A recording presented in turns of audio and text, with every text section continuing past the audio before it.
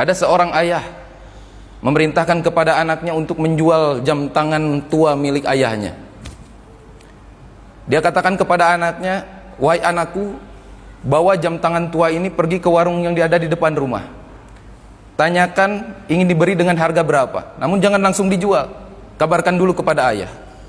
Maka anaknya tersebut pergi dan mengabarkan hal tersebut, menawarkan jam tangan tua ayahnya.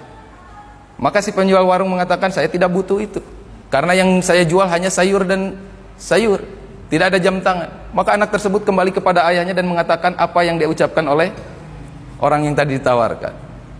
Maka ayahnya mengatakan, "Jika begitu kamu bawa jam tangan tua ini pergi ke pasar. Di sana ada tukang servis jam tangan.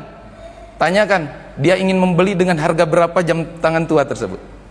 Maka anaknya pergi ke pasar dan menawarkan kepada tukang servis jam tangan.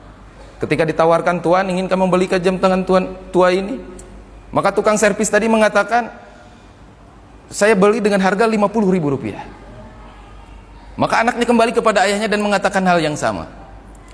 Kemudian ayahnya memerintahkan untuk yang ketiga kalinya, "Jika begitu sekarang kamu pergi ke museum barang-barang antik dan tunggu di sana sampai kamu bertemu orang yang tepat."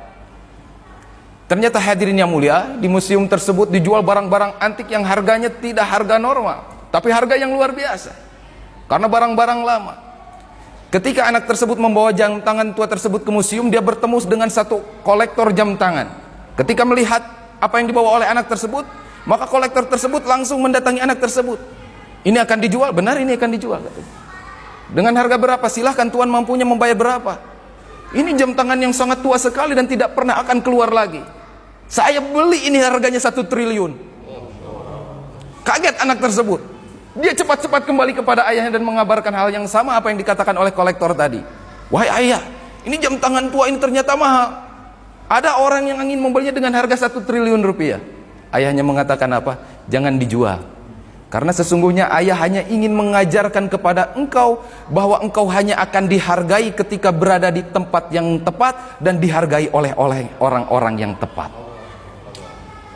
Seperti hari ini kita, Pak, duduk dalam majelis, kita tawarkan ke penjual sayur, nggak ada yang datang. Untuk apa saya datang ke majelis? Yang penting saya jual sayur. Ini sudah membuat saya bahagia. Akhirnya nggak mau datang ke majelis. Ditawarkan, ada juga orang yang tahu tentang duduk fadilah dalam majelis, orang-orang berilmu, tahu fadilahnya duduk dalam majelis ini, kebesaran Allah, pahalanya seperti apa. Tapi karena hatinya sudah tercampur dengan dunia, maka dia menghargainya dengan harga murah, 50.000, mending jualan di pasar.